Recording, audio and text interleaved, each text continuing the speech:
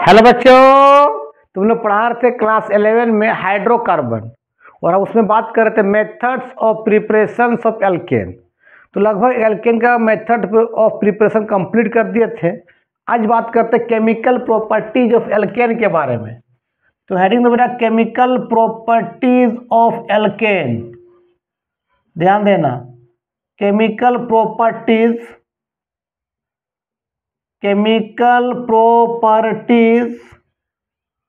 Of alkene, alkene का chemical properties के बारे में बात करेंगे। इसमें नंबर 1 लिखो बेटा सब्स्टिट्यूशन रिएक्शंस।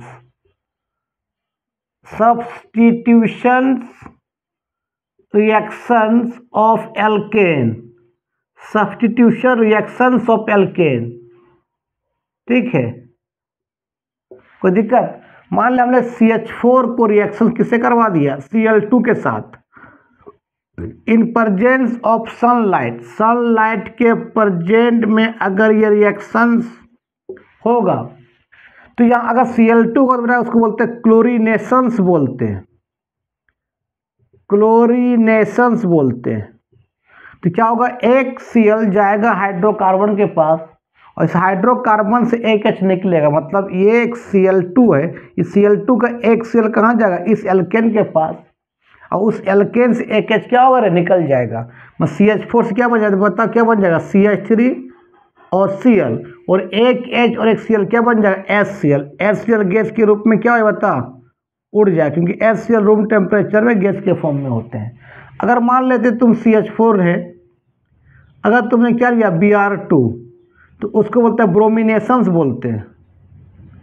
ध्यान देना, ब्रोमिनेशंस बोलेंगे। अगर इसको रिएक्शन तुम किया सनलाइट के प्रेजेंट में,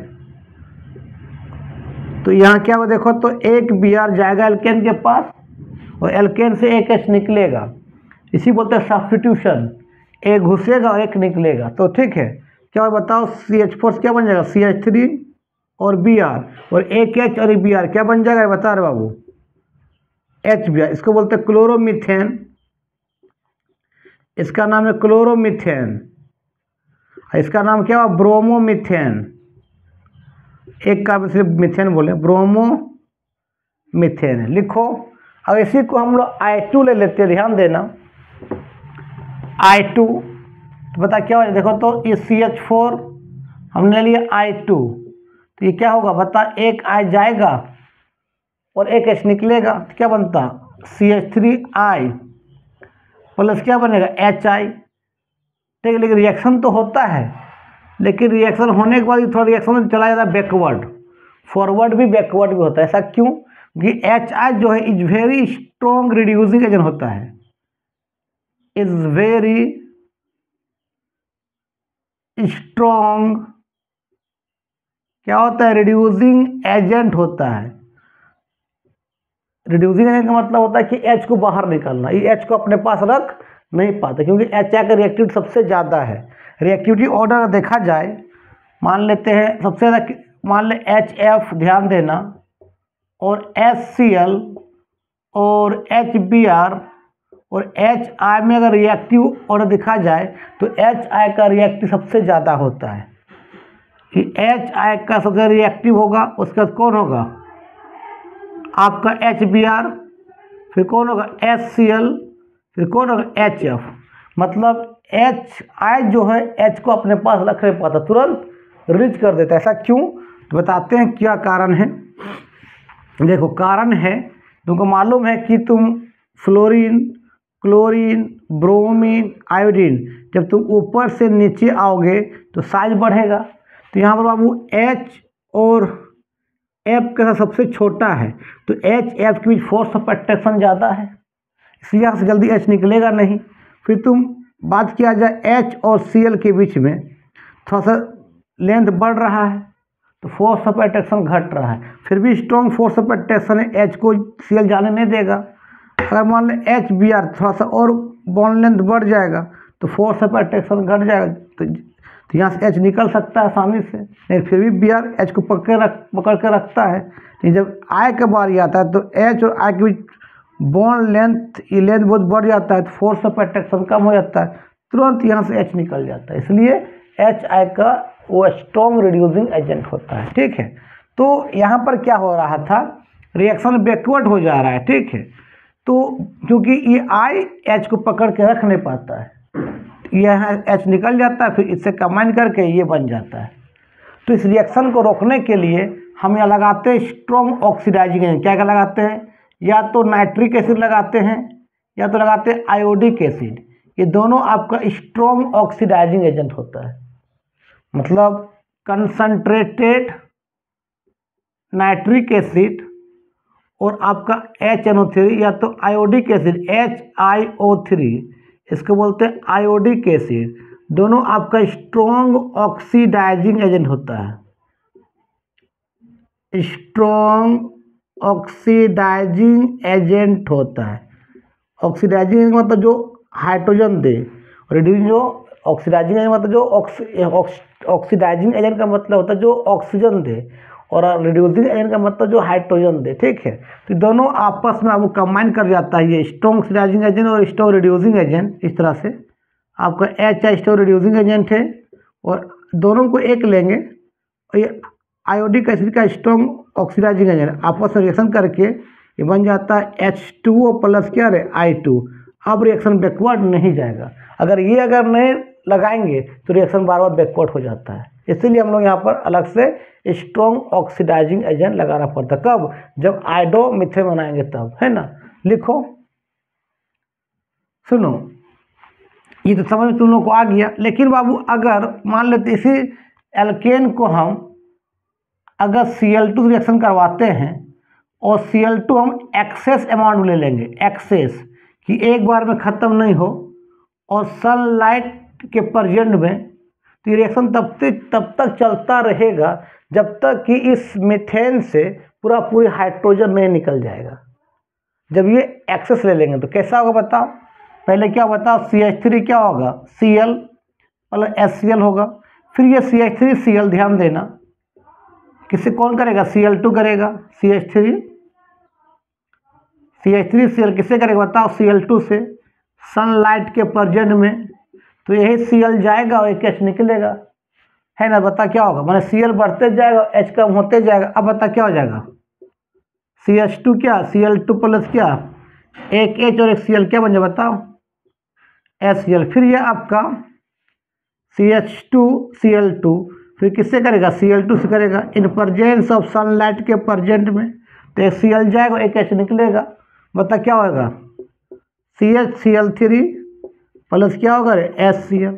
फिर एक हाइड्रोजन है, इसका मतलब और एक बार रिएक्शंस होगा, तो ये CH आपका Cl3 होगा, फिर Cl2 रिएक्शन करेगा इन प्रेजेंस ऑफ क्या है, सनलाइट के प्रेजेंट में, तो एक Cl जाएगा एक H निकलेगा, मतलब क्या हो जाएगा, CCl4 प्लस HCl।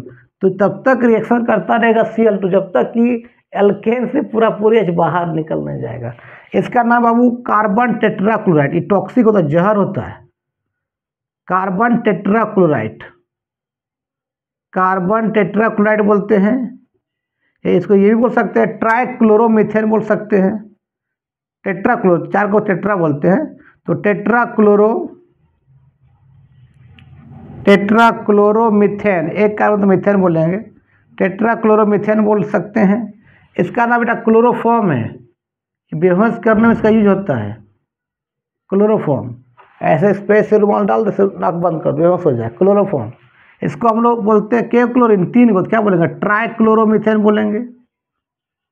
एक कार्बन तो मीथेन बोलेंगे, ट्राइक्लोरोमीथेन बोलेंगे, या क्लोरोफॉर्म बोलेंगे। यहाँ 2 क्लोरीन क्या बोलेंगे, डाइक्लोरोमीथेन बोलेंगे, इसको डाइक्लोरोमीथेन बोलेंगे। कोई दिक्कत, लिख लो। अब इसका मैकेनिज्म बताते हैं कि कैसे ऐसा हो रहा है। ठीक है, मैकेनिज्म मतलब रिएक्शन कैसे इस तरह से हो रहा है, जब हम Cl2 को एक्सेस अमाउंट में ले रहे हैं और सनलाइट के प्रेजेंट में रिएक्शंस करवा रहे हैं। चलो लिखो रे बाबू, तो अब मैकेनिज्म के बारे में बात करते हैं रे बाबू। तो मैकेनिज्म लिखो, मैकेनिज्म इसका आएगा, इम्पोर्टेंट है। मैकेनिज्म ऑफ, लिख लो, क्लोरोनेशंस या मैकेनिज्म ऑफ क्लोरीनेशंस ऑफ क्या, मीथेन।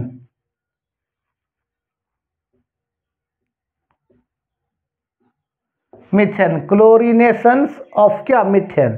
सबसे पहले क्या होगा ध्यान देना, स्टेप 1 जो होगा वो होगा बाबू चेन इनिशिएट रिएक्शन, चेन शुरू होगा, रिएक्शन शुरू होगा, चेन इनिशिएट, चेन को शुरू करेगा, और चेन को शुरू करने वाला कौन होगा, क्लोरीन। मान ले Cl2 तो एक Cl के बीच बॉन्ड है, दोनों सेम एटम है, एक इसका इलेक्ट्रॉन एक इसका, दोनों मिलकर एक कोवैलेंट बॉन्ड बनाया हुआ है।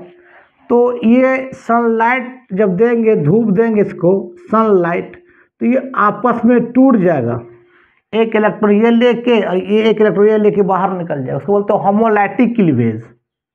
होमोलैटिक का मतलब होता है होमोलाइटिक क्लीवेज, क्लीवेज का मतलब टूटना, होमोलैटिक का मतलब एक बॉन्ड बना होता है, इसका भी एक इलेक्ट्रॉन हो इसका भी एक इलेक्ट्रॉन हो, वो बॉन्ड तोड़ के एक इलेक्ट्रॉन ये लेके निकल गया, एक ये लेके निकल गया, इसी बोलते हैं होमोलैटिक क्लीवेज। तो निकल गया, तो बताओ क्या होगा, Cl पर एक इलेक्ट्रॉन रहेगा और इस Cl पर भी एक इलेक्ट्रॉन रहेगा, इस एक इलेक्ट्रॉन को बोलते हैं ऑड इलेक्ट्रॉन, या इसी को बोलते हैं वो फ्री रेडिकल बोलते हैं, फ्री रेडिकल। ठीक है, अब ये फ्री रेडिकल क्या करेगा, एल्केन से रिएक्शन करेगा, मीथेन से, दिखाते हैं, को लिखो ना, उसको बोलते हैं चेन प्रोपागेशन रिएक्शन, चेन चलता रहेगा, चेन शुरू किया क्लोरीन Cl2, उसके बाद रिएक्शन चलता रहेगा, प्रोपागेशन होते रहेगा। चलो तो अब देखो स्टेप 2 में क्या होगा, चेन प्रोपागेशन रिएक्शंस, चेन चलता रहेगा, चेन प्रोपागेशन रिएक्शंस, चेन चलता रहेगा कंटिन्यूअस। ठीक है, सुनो ध्यान में कैसे होगा, मान ले C है, यहाँ पर H है, यहाँ पर H है, यहाँ पर H है, यहाँ पर H है। अब देखो Cl रेडिकल आएगा, ध्यान देना, ये Cl रेडिकल आएगा, अगर अटैकिंग रिएजेंट रेडिकल के फॉर्म में है तो कार्बन H का ये बॉन्ड टूटेगा रेडिकल के फॉर्म में। रेडिकल का फॉर्म मतलब ये बॉन्ड टूट जाएगा, H के पास एक रेडिकल, मतलब रेडिकल का मतलब एक इलेक्ट्रॉन, और कार्बन के पास भी एक रेडिकल। Cl का एक इलेक्ट्रॉन और कार्बन का एक इलेक्ट्रॉन लेके एक बॉन्ड बन जाएगा, मतलब C क्या बताओ, H H H, और कार्बन Cl का बॉन्ड बन जाएगा, और यहाँ से क्या निकलेगा, H रेडिकल, और ये H रेडिकल फिर किससे करेगा, Cl2 रिएक्शन, मतलब Cl रेडिकल H को निकालेगा। ठीक है, और ये H रेडिकल क्या होगा, Cl2 से रिएक्शन करेगा, ध्यान देना।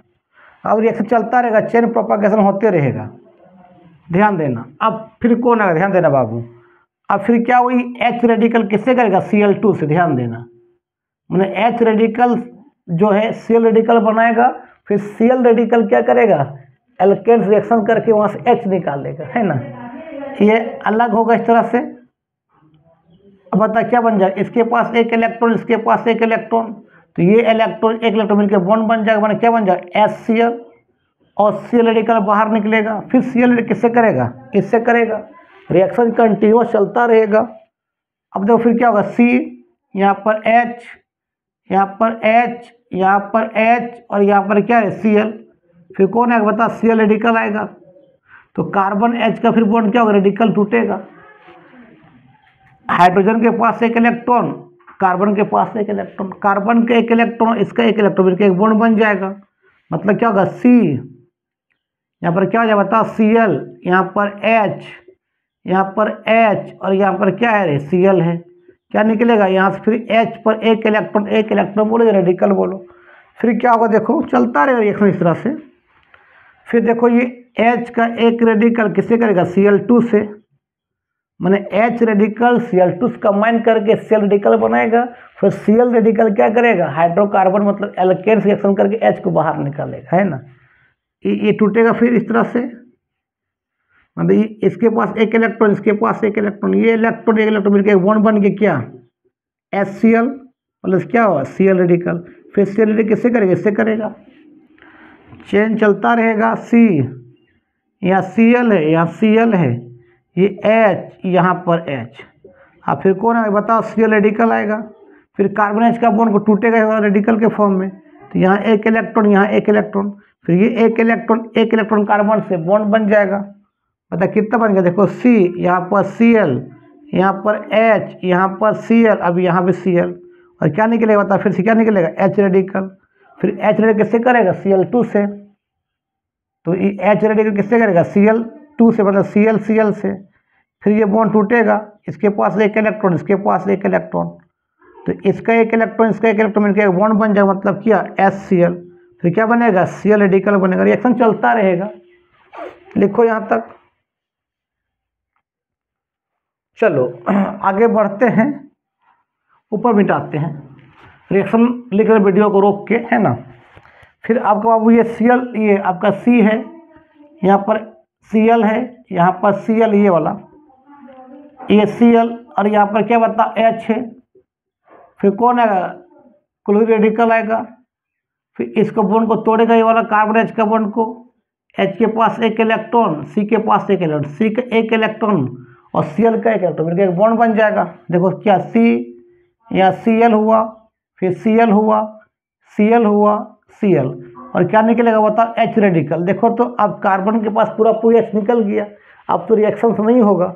अब देखो क्या होगा, ये आपका H रेडिकल यहाँ पर और Cl2 रिएक्शन फिर करेगा इस तरह से, फिर ये बॉन्ड टूटेगा, Cl पर एक इलेक्ट्रॉन बोले, रेडिकल वाली बात बराबर है, यहाँ एक इलेक्ट्रॉन। अब ये इलेक्ट्रॉन मिलकर बॉन्ड बन गया क्या, HCl, और क्या निकला, Cl रेडिकल। अब तो बन गया प्रोडक्ट। अब चेन बंद होगा, चेन स्टॉप होगा, तो चेन स्टॉप बोलते हैं चेन टर्मिनेशन रिएक्शन। लिखो नहीं ये वाला। अब चेन टर्मिट होगा, चेन बंद होगा, चेन टर्मिनेशंस। तो नेक्स्ट स्टेप जो होगा, चेन प्रोपगेशन होने के बाद चेन टर्मिनेशंस होगा, इसको बोलते हैं चेन बंद करेगा, चेन टर्मिट करेगा, चेन टर्मिनेशंस होगा, चेन बंद होगा। तो कैसे होगा, दो Cl रेडिकल्स आप आएगा बाबू, और क्या बन जाएगा बता, Cl2 बन जाएगा। देखना ये जो A और B के बीच एक सिंगल कोवैलेंट बॉन्ड बना है, तो इसका भी एक इलेक्ट्रॉन, इसका भी एक इलेक्ट्रॉन है। तो अब क्या करेगा, ये एक इलेक्ट्रॉन लेके निकल जाएगा, B एक निकल जाएगा, बोलते हैं होमोलैटिक क्लीवेज। ये लेके निकला, एक ये लेके निकल गया। पता क्लीवेज का टूटना होता है, होमोलैटिक मतलब अलग अलग इलेक्ट्रॉन ले लिया, मैंने वो भी एक ले लिया, ये भी एक ले लिया। तो A पर एक रेडिकल होगा और B पर एक रेडिकल होगा, और रेडिकल का जो सिंबल होता है ना, देखता मछली जब हम फंसाते हैं कैसा हुक रहता है उसमें, ऐसा। तो लोग कहीं बंसी से मछली मारा है तो देखना इस तरह से आपका ऐसे रहता है हुक, इसको बोलते हैं रेडिकल का सिंबल होता है ये रेडिकल का। ठीक है, कोई दिक्कत? तो आज का वीडियो में यहीं समाप्त करते हैं। वीडियो अच्छा लगता है देखो, दोस्तों को फॉरवर्ड करो। नेक्स्ट क्लास में तुम लोग बता देंगे और इस एल्केन के केमिकल प्रॉपर्टी। ठीक है, तब तक के लिए बाय बाय।